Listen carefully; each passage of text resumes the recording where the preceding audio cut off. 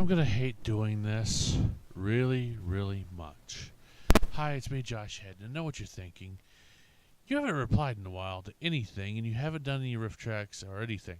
Well, it was storm season again, and I lost all my data again.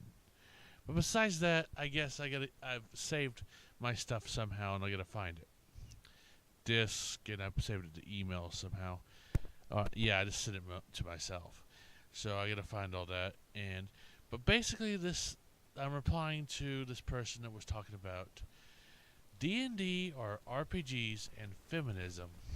But more importantly, tabletop RPGs and feminism. And I also have to ask her on a sub question what her definition of feminism is.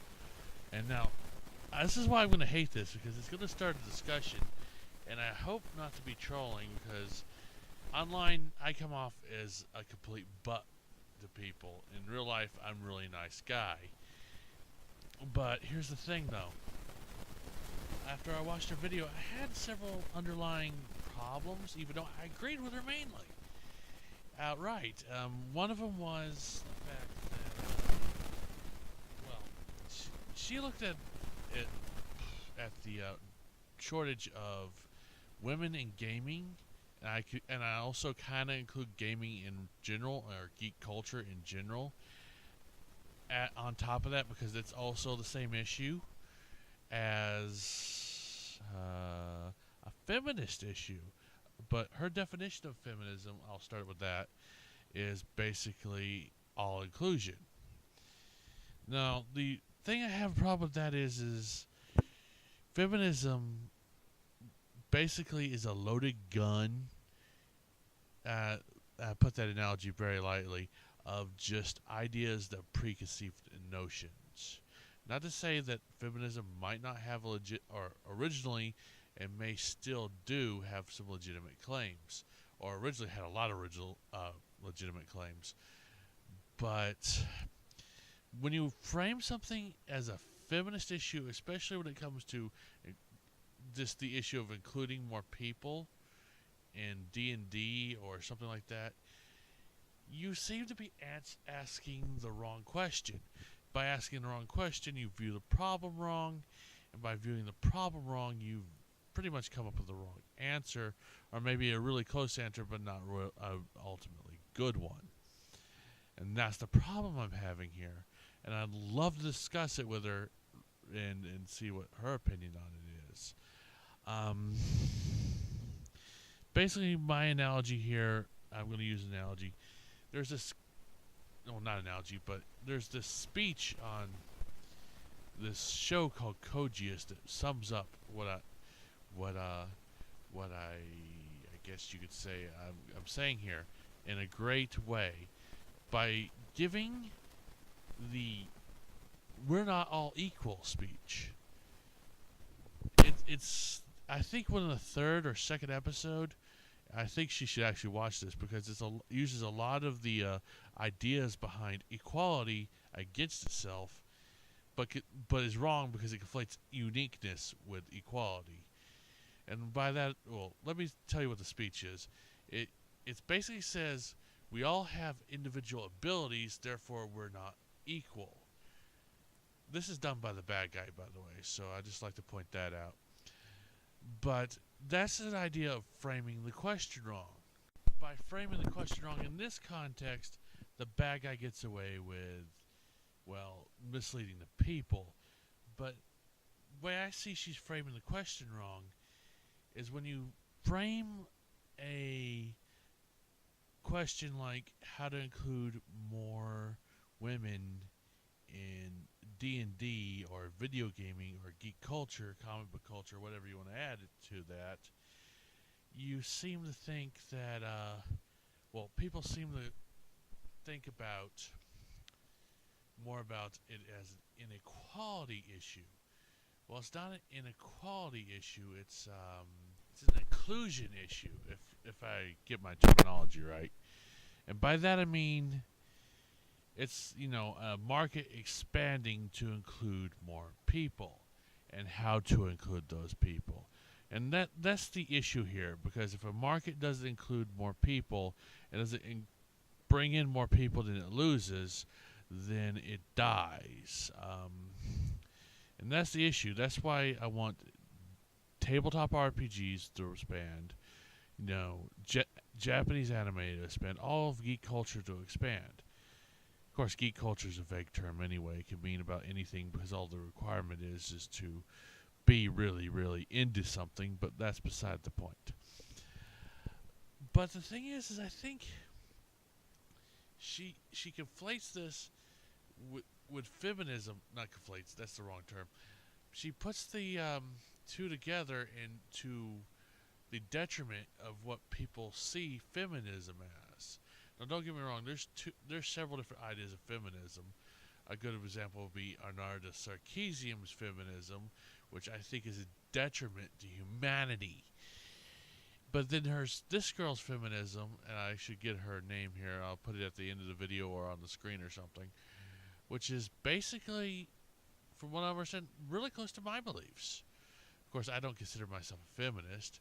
Heck, I don't consider myself a men's rights activist, because I guess you could consider me a moderate on this issue, because everybody in society gets messed over, so we can't consider ourselves a patriarchy because, how do I say this? Everybody has a double standard against them in some way, in some area of life, some disadvantage. So I guess you can call me an equalist, I guess you could say. The idea behind that is the equalist terms, even then, loses people to the whole, let's just use the equality terminology here, which loses people to the fact they usually go to minorities to help minorities, but even a majority can be oppressed against. And that's kind of what I wanted to bring up here. Besides, those are the two issues, the geek issue and her idea of conflating feminism with just equality. Because, no, it may mean equality to many people, but it's like, how do I put this? It's very narrowing, and I don't think the people even know. The people that even follow the ideology know that it's narrowing to them. Basically, by framing it that way, somewhere self-consciously, you consider female problems more than you do male problems. And that's what I hate about the men's rights activists, because they're skewed by the question they're asking. And it's I don't think it's being consciously asked by the person. I don't know why. I guess I don't have any proof behind this besides the views or videos I've seen on YouTube. But every time I see a feminist on the screen, they usually consider female issues every time. I swear there was one that even said we're in a patriarchy, but some of her arguments were like, how do I say this?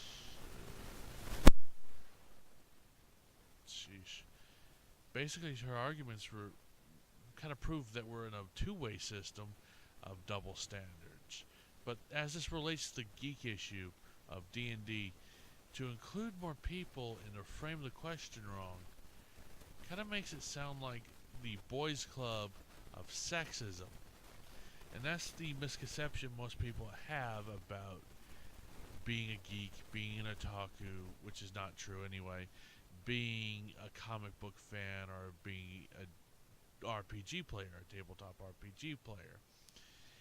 It just frames the question in a way that is loaded with meaning that may be unintentional to the cause that is going to be presented, or the solution, or unnecessary to the solution, but will shape the solution anyway.